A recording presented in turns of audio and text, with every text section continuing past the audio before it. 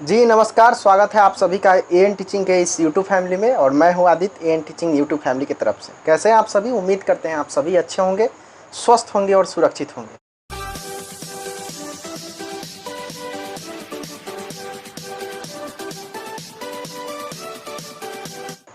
जैसा कि आप सभी को पता है कि हम बिहार एसटीटी री एग्ज़ाम को टारगेट करते हुए शिक्षण कला का क्लास चला रहे हैं, जिसमें डेज 1 हम कल डाले हुए थे शिक्षण कला का।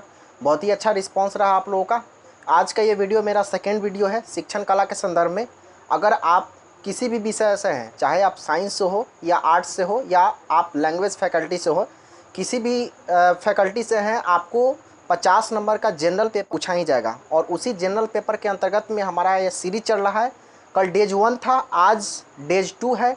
अगर आपने वो वीडियो नहीं देखा है तो आप नीचे जाइए, डिस्क्रिप्शन में लिंक दिया हुआ है, लिंक पर क्लिक कीजिएगा और वहाँ से पहले डेज 1 के वीडियोज़ को देख लीजिएगा।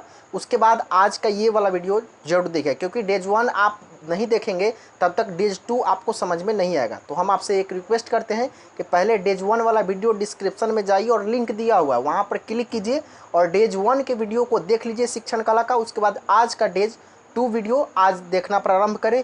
तो चलिए स्टार्ट करते हैं। तो जैसा कि कल वाले क्लास में हम लोग बाल केंद्रित शिक्षा के बारे में पढ़े हुए थे, जिसको हम लोग चाइल्ड सेंटर्ड एजुकेशन कहते हैं। अगर आप वो वाला वीडियो नहीं देखें तो डिस्क्रिप्शन में लिंक दिया हुआ है, आप वहाँ से जाकर सबसे पहले डेज 1 के वीडियो देख लीजिए। आज हमारा ये शिक्षण कला के अंतर्गत में डेज 2 है और इसके अंतर्गत में हम आज पढ़ेंगे बाल केंद्रित शिक्षा को हमने क्लियर कर चुका था, चाइल्ड सेंटर्ड एजुकेशन को हमने क्लियर कर चुका था।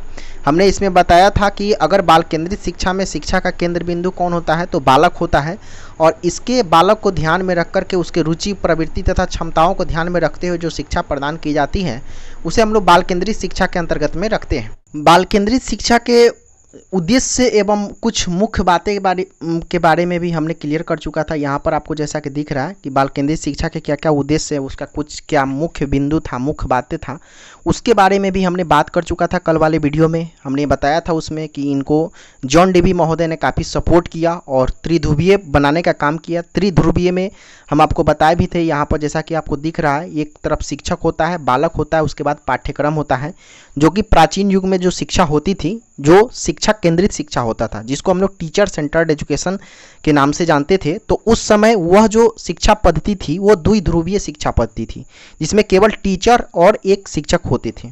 लेकिन अभी जो आधुनिक युग में जो शिक्षा प्रणाली है वो त्रिध्रुवीय प्रणाली है, जिसमें एक शिक्षक होते हैं, बालक होता है और उसके साथ साथ में पाठ्यक्रम होता है। पाठ्यक्रम को बीच की कड़ी मानते हैं। शिक्षक और बालक के बीच में अगर पाठ्यक्रम न हो तो फिर वह पढ़ाना या वह शिक्षा देना जो है निरर्थक माना जाता है। इसके बारे में भी हमने चर्चा कर चुका था। ठीक है, तो ये सब जो है टॉपिक क्लियर हो चुका था। और नेक्स्ट जो महत्वपूर्ण बिंदु पर भी हमने चर्चा कर चुका था। और जैसा कि अब आपके सामने दिख रहा है, अब ये आज का जो हमारा टॉपिक है इसको हम लोग नहीं पढ़े थे, पाठ्यक्रम के स्वरूप के बारे में। ठीक है, पाठ्यक्रम के स्वरूप के बारे में आज हमको पढ़ना है। यहाँ पर जैसा कि आपको दिख रहा है पाठ्यक्रम का क्या क्या स्वरूप है, मतलब कि बाल केंद्रित शिक्षा के अंतर्गत में जो हमारा कैरिकुलम है, पाठ्यक्रम है, उसका क्या क्या स्वरूप होना चाहिए। ठीक है, उसके व्यू के बारे में हम लोग पढ़ने का प्रयास करेंगे। देखिए, सबसे पहला स्वरूप में ये कहा गया 1 नंबर कि पाठ्यक्रम लचीला होना चाहिए। लचीला का मतलब सबसे पहले क्या होता है? लचीला का मतलब ये होता है कि बदलने वाला, मतलब फिक्स नहीं हो। जैसा कि जो पहले से चला आ रहा है वो हमेशा न रहे, अर्थात कहीं ना कहीं उसमें बदलाव की जो प्रवृत्ति होनी चाहिए। मतलब कि पाठ्यक्रम हम ऐसा बनाएं जिसको समय के अनुसार में, ठीक है, जिसको समय के अनुसार में बदला जा सके, उस तरह के पाठ्यक्रम हमको बनाना है। लचीला का मतलब होता है कि जो बदलने वाला हो।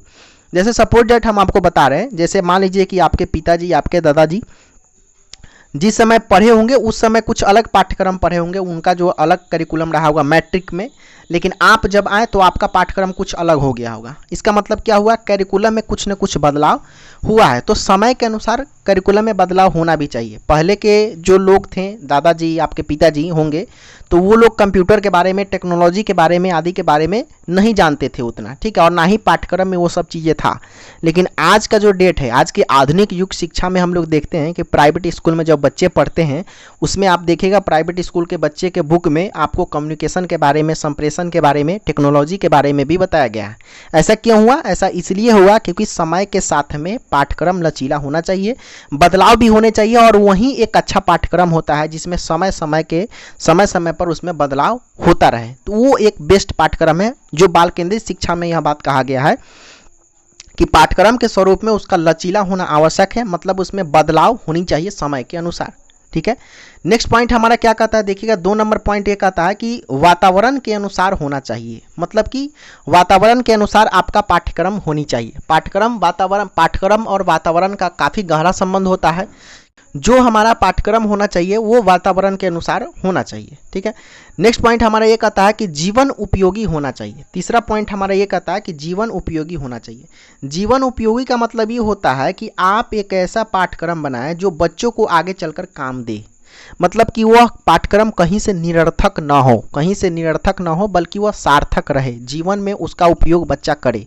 अब मान लीजिए कि करिकुलम में कुछ ऐसा सब्जेक्ट आप रख देते हैं जिसका जीवन में कोई मतलब ही नहीं है, जिसको आगे चलकर कोई मतलब ही नहीं है, जिसका जीवन में कोई यूज ही नहीं है, तो वैसे विषय को पाठ्यक्रम में नहीं रखना है। पाठ्यक्रम ऐसा बनाए, पाठ्यक्रम का स्ट्रक्चर ऐसा होना चाहिए जो बालक के जीवन के लिए उपयोगी हो। इसीलिए इसमें कहा गया है कि जीवन उपयोगी होनी चाहिए। ठीक है, नेक्स्ट पॉइंट ये कहा गया है, देखिएगा पूर्व ज्ञान पर आधारित होनी चाहिए। ठीक है, पूर्व ज्ञान पर आधारित होना बहुत आवश्यक है। जैसा कि आपको हम एक उदाहरण बता रहे हैं, देखिए अगर आप जो है ना क्लास 6 में पढ़े होंगे या क्लास 5 में या क्लास 7 में पढ़े होंगे, तो क्लास 7 का जब आप फर्स्ट चैप्टर बनाने जाते थे, ठीक है, मैथ का, अगर सपोज डेट हम आपको एक कहानी बता रहे हैं नॉर्मल, क्लास 7 का जब एक मैथ का चैप्टर आप बनाने जाते थे, तो उस समय आप देखे होंगे क्लास 7 के चैप्टर 1 से पहले एक जो है आपको मैथ का एक चैप्टर दिया रहता था जिसमें लिखा रहता था पिछली कक्षाओं में पढ़ाए गए कुछ प्रश्न। ठीक है, जो कि क्लास 6 का होता था। ठीक है, तो वो देने का कारण ये है कि पूर्व के ज्ञान को जो है जानना, अर्थात जब आप जिस क्लास में थे तो उस क्लास में से पढ़कर आप आगे वाले क्लास में आए, क्या आपको पूर्व की जानकारी है, तो वो पाठ्यक्रम में निश्चित रूप से उसको इसलिए शामिल किया जाता था क्योंकि पूर्व ज्ञान पर आधारित होनी चाहिए। जब तक बच्चों के पूर्व ज्ञान पर आधारित पाठ्यक्रम नहीं होगा तब तक समस्या होगी। अर्थात अगर आप सीधा समझ लें कि मान लीजिए किसी बच्चा को आप पढ़ाने जा रहे हैं, ठीक है, तो पढ़ाने जा रहे हैं तो आप बिना पूछे कैसे जानेंगे कि हाँ इसको मल्टीप्लाई आता है कि नहीं, एडिशन आता है कि नहीं, सब्सट्रैक्शन आता है कि नहीं। मान लीजिए कि आप गए बच्चा को डायरेक्ट डिवाइडेशन सिखाने लगे, ठीक है, डिवाइड सिखाने लगे, तो आपको कैसे पता कि उसको प्लस माइनस और मल्टीप्लाई तीनों आता है कि हम डिवाइड सिखाने लगे, कैसे पता? ये तो पता आपको नहीं हुआ। लेकिन इसके लिए हमको क्या करना होगा, इसके लिए हमको उसको पूर्व ज्ञान पर जाना होगा। पूर्व से वो किस किस चीज़ का उसके पास नॉलेज है, सबसे पहले उसे आंकना होगा।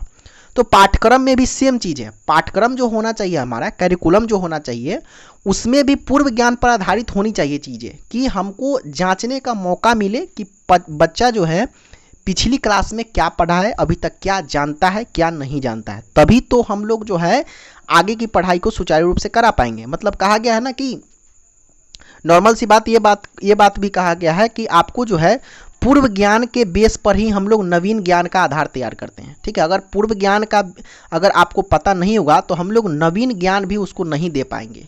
मतलब पहले हम जानेंगे ही नहीं कि यह बच्चा क्या जानता है, तो उसको नया क्या सिखाएंगे। इसीलिए कहा गया है कि हम लोग पूर्व ज्ञान को जानकर तब जो है नवीन ज्ञान की तरफ बढ़ते हैं। ठीक है, इसे ही हम लोग कहेंगे पूर्व ज्ञान। इसीलिए हमको यह स्पष्ट होता है कि हमारा जो पाठ्यक्रम होना चाहिए, हमारा जो करिकुलम होना चाहिए, वो पूर्व ज्ञान पर आधारित होनी चाहिए निश्चित रूप से। ठीक है, नेक्स्ट पॉइंट हमारा क्या कहता है, देखिएगा नेक्स्ट पॉइंट ये कहता है क्रियाशीलता के सिद्धांत के अनुसार होना चाहिए। ठीक है, क्रियाशीलता के सिद्धांत के अनुसार होना चाहिए। जो भी हमारा पाठ्यक्रम हो वो पूरी तरह से क्रियाशीलता के सिद्धांत के अनुसार होना चाहिए। अगर क्रियाशीलता पर आधारित पाठ्यक्रम नहीं रहेगा तो बच्चे सुस्त हो जाएंगे, बच्चे निष्क्रिय हो जाएंगे, इनएक्टिव हो जाएगा। तो इतना समझ ले कि बच्चों में एक्टिवनेस रखने के लिए आपको पाठ्यक्रम में क्रियाशीलता का होना बहुत ज़रूरी है। जैसे क्रियाशीलता के बारे में आपको कन्फ्यूजन हो रहा है कि सर आखिर क्रियाशीलता है क्या, तो वैसा पाठ्यक्रम में वैसे चीज़ें हो जो बच्चे खुद करेंगे और उसको सीखेंगे, वो क्रियाशीलता होता है। सपोज डेट क्लास 1 में, क्लास 2 में, क्लास 3 में जब बच्चे पढ़ते हैं तो आप देखते होंगे इस तरह से आपको चित्र बना दिया रहता है। ठीक है, यहाँ पर इस तरह से चित्र बना दिया रहता है। ठीक है, इस तरह से आपको बॉक्स भी बना रहता है, इस तरह से बॉक्स बना दिया जाता है। देखते होंगे आप, इस तरह से बॉक्स बना दिया जाता है। ठीक है, और यहाँ पर जैसे 1 लिख दिया जाता था, यहाँ पर जो है खाली स्थान, इसको व्हाट समझ लीजिए, और यहाँ पर डायरेक्ट जो है 3 लिखा रहता था, ठीक है। फिर यहाँ पर व्हाट छोड़ दिया जाता था, यहाँ पर भी व्हाट, और फिर यहाँ पर भी व्हाट, और फिर वहाँ पर 1 2 3 4 5 यहाँ पर लिखा जाता था 6, ठीक है। इस तरह से जो है कुछ इस प्रकार से जो है खेल वाला मेथड जो है उस सिलेबस में दिया रहता था। उसमें लिखा रहता है कि फिल इन द ब्लैंक्स, मतलब जो खाली बॉक्स है उसमें फिल करे। तो बच्चे क्या करते थे, यहाँ पर अगर 1 है यहाँ पर, तो बच्चा सोचता था, थिंक करता था कि 1 के बाद में क्या होता है, ठीक है। बच्चे विचार करते थे और अंततः वह निष्कर्ष पर पहुँचते थे कि अच्छा 1 के बाद में 2 आता है, तो इस बॉक्स में हम लोग 2 फिल करेंगे, ठीक है। अब 2 के बाद में जब 3 हो गया, तो 3 के बाद में फिर क्या आता है, क्योंकि ये बॉक्स भी खाली है, तो 3 के बाद में क्या होता है, तो बच्चे फिर सोचेंगे अच्छा 3 के बाद में 4 आता है, तो यहाँ पर फिर से 4 डालेंगे, ठीक है। फिर यहाँ पर 4 के बाद में क्या आता है, तो 5 आता है, तो फिर यहाँ पर 5 डालेंगे। मतलब ये क्या हुआ, बच्चा कर रहा है, क्रियाशीलता, इसको हम लोग क्रियाशीलता कहेंगे, ठीक है। मतलब कि पाठ्यक्रम में वैसे चीज़ें डालना जो बच्चे करके सीखते हो, कहीं ना कहीं उसको निष्क्रियता का अनुभव ना हो, इनएक्टिव जो है पाठ्यक्रम नहीं रहना चाहिए। आपके पाठ्यक्रम में, आपके करिकुलम में एक्टिवनेस रहना चाहिए। आप ऐसा वर्क उसमें डालें जिसमें बच्चा को करने का मौका मिले कुछ, ठीक है। क्रियाशीलता का सिद्धांत उसे ही हम लोग कहते हैं, मतलब कुछ ना कुछ करने का उसमें मौका आपको मिले। जैसे बहुत सारे क्लास 1 में, क्लास 2 में, क्लास 3 में इस तरह का बहुत सारा पहेली दिया रहता है, फिल इन द ब्लैंक्स दिया रहता है, ठीक है। उसके बाद में जानो तो बूझो, इस तरह का खेल में आपको चीज़ें दिया रहता है।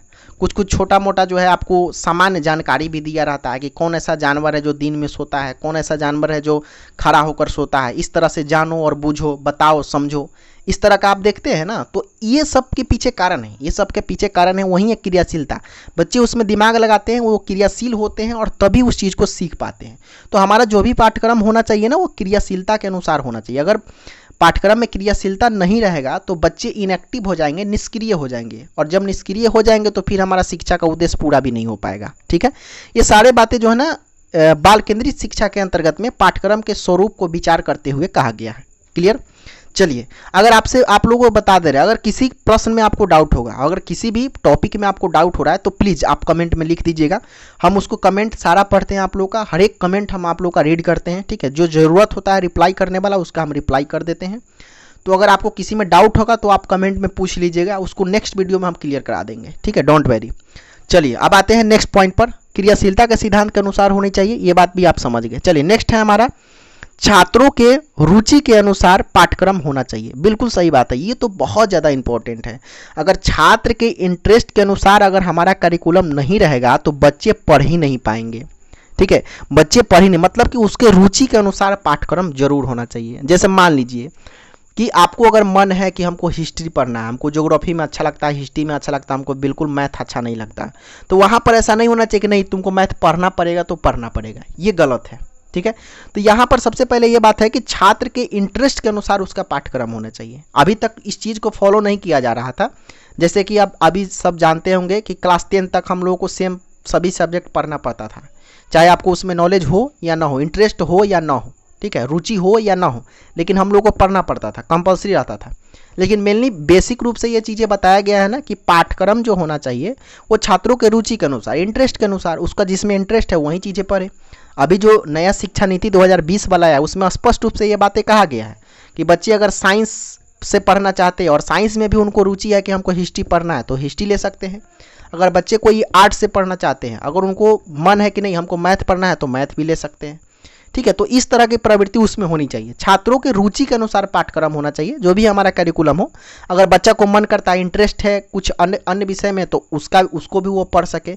अनिवार्यता किसी चीज़ की ना रखे, नहीं तुमको ज़बरदस्ती ये चीज़ें पढ़ना होगा। ज़बरदस्ती कराया हुआ कोई भी कार्य सफल नहीं होता है, मनोविज्ञान के हिसाब से, साइकोलॉजी हमारा ये बात कहता है, ठीक है। नेक्स्ट पॉइंट है, तो इसीलिए आपको याद रखना है कि छात्रों के रुचि के अनुसार हमारा पाठ्यक्रम होना चाहिए। अगर उसके रुचि के अनुसार हमारा पाठ्यक्रम होगा ना, अगर उसके इंटरेस्ट के अनुसार हमारा करिकुलम होगा, तो बच्चे कुछ अच्छा कर पाएंगे और बच्चे कुछ बेहतर कर पाएंगे। लेकिन आप खुद सोचिए, आपको जिस काम में रुचि रहता है वो काफ़ी अच्छे से आप कर लेते हैं, लेकिन आपको जिस काम में रुचि नहीं रहता है वो आज अच्छे से आप नहीं कर पाते हैं। क्यों? इसका कारण है इंटरेस्ट, ठीक है। तो पाठ्यक्रम भी तो सेम है ना, तो बच्चे को भी जो पढ़ना है, अगर उसको जिसमें रुचि है वो पढ़ने दीजिए। बिना रुचि वाले पाठ्यक्रम को क्यों देते हैं उसको पढ़ने के लिए? तो यहाँ पर इसमें भी बात किया गया है कि जो हमारा पाठ्यक्रम जो है छात्रों के रुचि के अनुसार हमारा पाठ्यक्रम होनी चाहिए। ठीक है, नेक्स्ट पॉइंट पे बात करते हैं। नेक्स्ट देखिए क्या कहता है। नेक्स्ट पॉइंट हमारा ये कहता है कि छात्रों पाठ्यक्रम शैक्षिक उद्देश्य के अनुसार होना चाहिए। यहाँ पर आपको लिखा हुआ है जो हमारा शैक्षिक उद्देश्य के अनुसार होना चाहिए।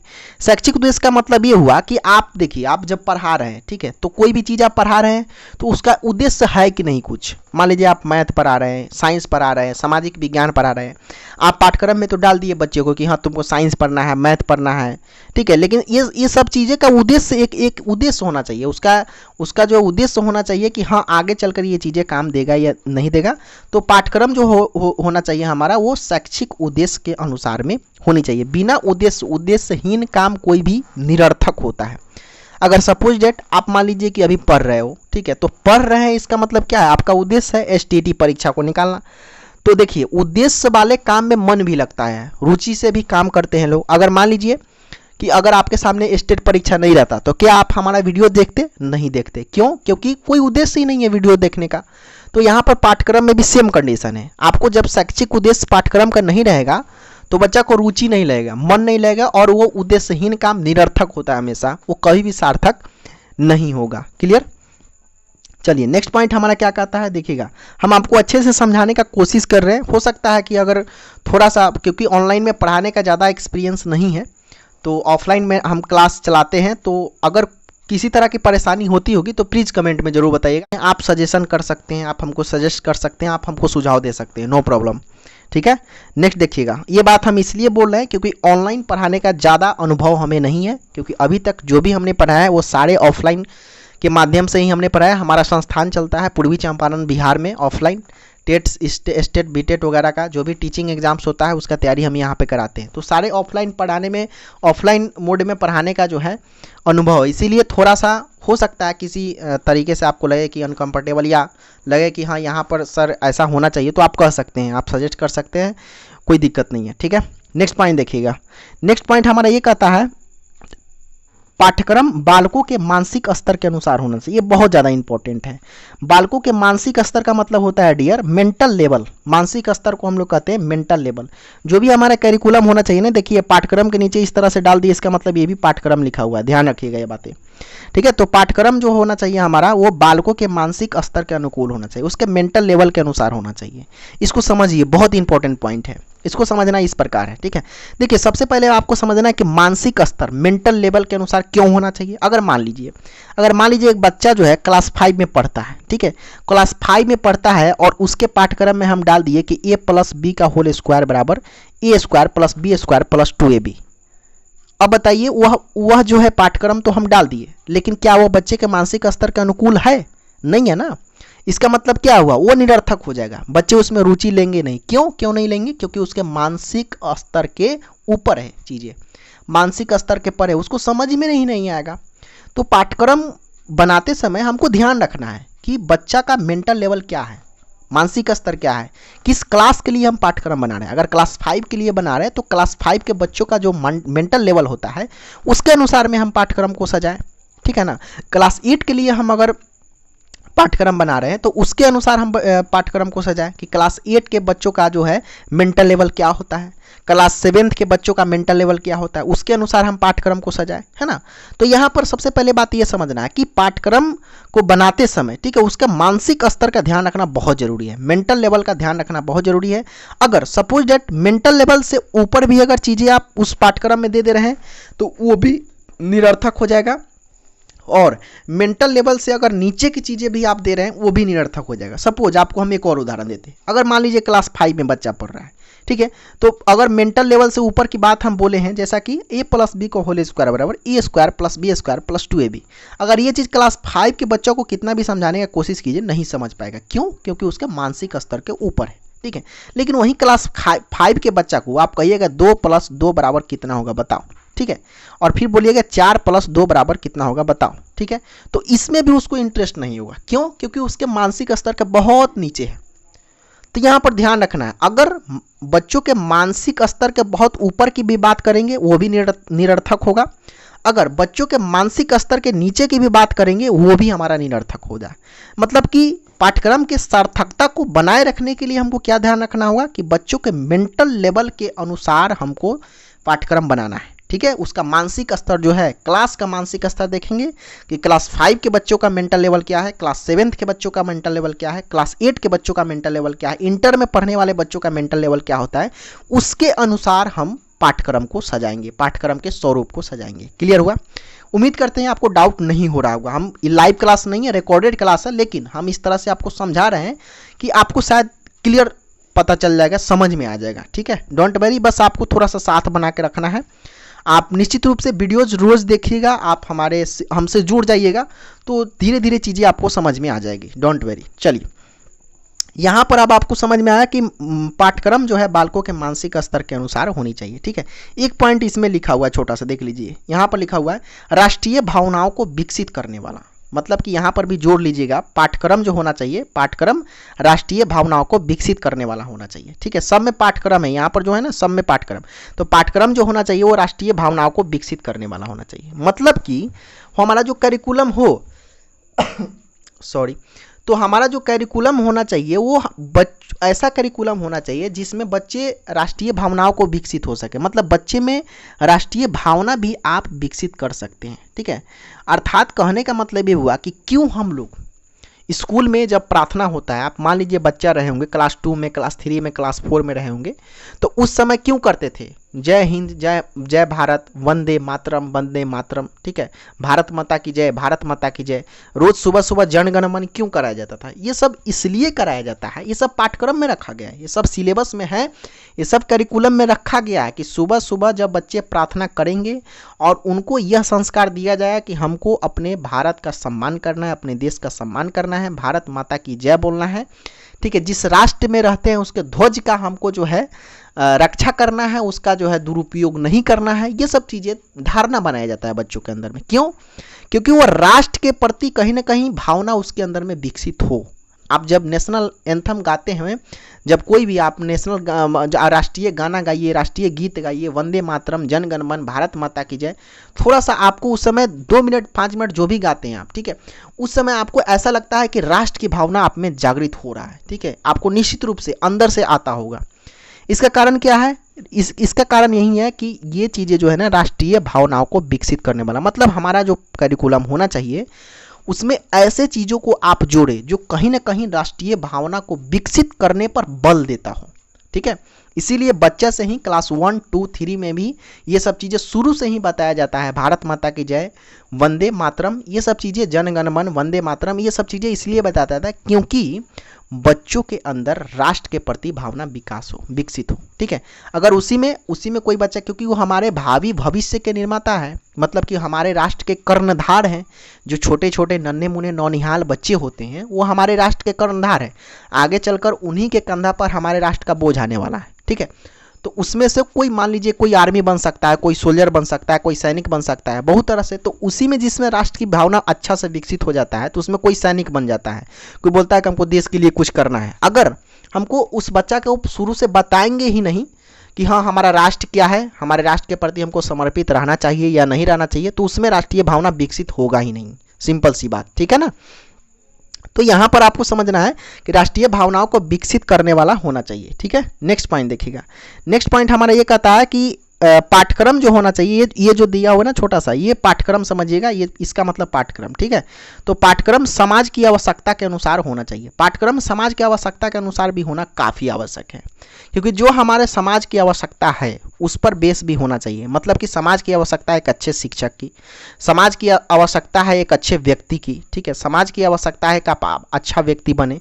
तो जहाँ जहाँ पर आपको समाज की कुछ जो ज़रूरतें हैं उसको पूरा करने पर भी हमको जो है कहीं ना कहीं फोकस करना चाहिए कि जो हमारा सामाजिक ज़रूरत है उसको पूरा कैसे करें, वो भी पाठ्यक्रम में चीज़ों को निर्धारित करना चाहिए। ठीक है, नेक्स्ट है हमारा, नेक्स्ट पॉइंट ये है कि पाठ्यक्रम में व्यक्तिगत विभिन्नता का ध्यान रखना चाहिए। ठीक है, यहाँ पर कल भी हम आपको व्यक्तिगत विभिन्नता के बारे में पढ़ाए थे। व्यक्तिगत विभिन्नता को बोलते हैं डियर इंडिविजुअल डिफरेंसेस। ठीक है, व्यक्तिगत विभिन्नता का मतलब ये होता है कि दुनिया में कोई 2 आदमी एक जैसा नहीं हो सकता है, मतलब अपने आप में आप सर्वमान्य होते हैं, मतलब कि आपके जैसा कोई नहीं है, आप दुनिया में अद्भुत है, अकेला है आप। ठीक है, अर्थात हम आपको ये भी बताए थे कि एक माता पिता का 2 संतान है जो कि दोनों जुड़वा है, फिर भी आपको यह समझना होगा।